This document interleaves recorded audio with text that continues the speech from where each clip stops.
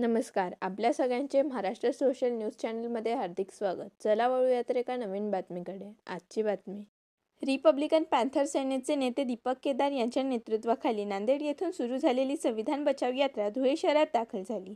यावेळी प्रसारमाध्यमांशी बोलताना त्यांनी अनुसूचित जातींच्या आरक्षणाच्या उपवर्गीकरणाला विरोध दर्शवत भाजप आणि RSSवर टीका केली. जनगणना सुरू असताना आरक्षणाच्या उपवर्गीकरणाची काही संशयास्पद असल्याचा आरोप त्यांनी केला. तसेच शेतकरी कर्जमाफी, वाढती महागाई आणि सामाजिक न्यायाच्या विविध मागण्यांसाठी ही राज्यव्यापी संविधान बचाव यात्रा काढण्यात आल्याचे त्यांनी सांगितले. आरक्षण विरोधी व्यवस्थेने आरक्षण संपवण्यासाठी अनुसूचित जातीमध्ये उपवर्गीकरण करण्याचा प्रयत्न सुरू केलेला आहे आणि हा अंधारातून प्रयत्न सुरू आहे.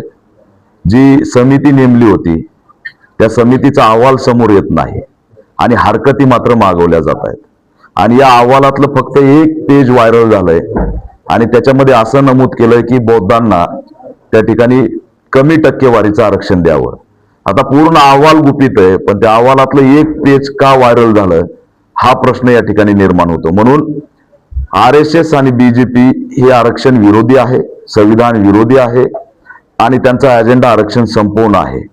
एवढंच नाही तर एकीकडं लोकसंख्याची जनगणना सुरू आहे. जनगणनेचा खरा आकडा पुढे येत नाही तोपर्यंत असं उपवर्गीकरण करायला नको होतं, परंतु जाणीवपूर्वक घाई केली जाते कारण यांना आरक्षण संपवायचंय हेच चित्र आहे. आणि आरक्षण संपवत असताना SC मधल्या जातींना एकामेकाच्या विरोधात उभा करून द्वेष भावना आणि सामाजिक दरी निर्माण करण्याचा अजेंडा या ठिकाणी RSS प्रणित सरकारने रचलेला आहे. म्हणून समाजात एक दुही निर्माण झाली. आम्ही कायम दंगलीसाठी जन्म घेतलाय का असा प्रश्न आम्ही सरकारला विचारतोय. भीमा कोरेगावचं दंगलीचा न्याय आणखी आम्हाला मिळाला नाही. परभणीच्या दंगलीमध्ये सोमनाथ सूर्यवंशी आम्ही गमावला. प्रत्येक दंगलीत कोंबिंग होणार आणि 40-50 हजार तरुणांचं आमचे आयुष्य उद्ध्वस्त होणार.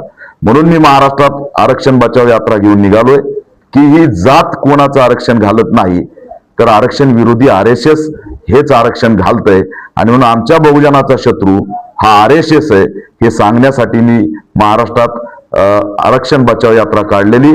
आणि या माध्यमातून जे खरे मूलभूत प्रश्न आहेत, शेतकऱ्यांची कर्जमाफी, बी बियाणांचा वाढलेला भाव, पेट्रोल डिझेल गॅसच्या संदर्भातली महागाई, एवढंच नाही हंटा व्हायरसची एंट्री आणि काही दिवसात लागणारं लॉकडाऊन, पंतप्रधानांनी घोषित केलेली गाईडलाईन ही आणीबाणीची दिशा आहे, अशा EVMच्या संदर्भातली भूमिका आहे, बोधगया बौद्धांच्या ताब्यात देण्याची भूमिका आहे, ज्यासाठी करोडो लोक रस्त्यावर उतरलेत. त्या सगळ्या मागण्या आम्ही घेऊन निघालोत. धर्मेंद्र प्रधाननी राजीनामा दिला पाहिजे. विषारी दारू पाजणाऱ्या देवेंद्र फडणवीसनी राजीनामा दिला पाहिजे. खुर्चीला गोचिडासारखं चिटकून बसण्याची जी भूमिका आहे त्याच्यामुळे तरुणांमध्ये मोठी खदखद आहे आणि शिक्षण विरोधी, आरक्षण विरोधी, संविधान विरोधी या व्यवस्थेचा चेहरा भारतीयांपुढे बहुजनापुढे एक्सपोज करण्यासाठी संविधान बचाव, आरक्षण बचाव आणि समाज जोडो यात्रा मी नांदेडच्या बिलोली पासून सुरू केली.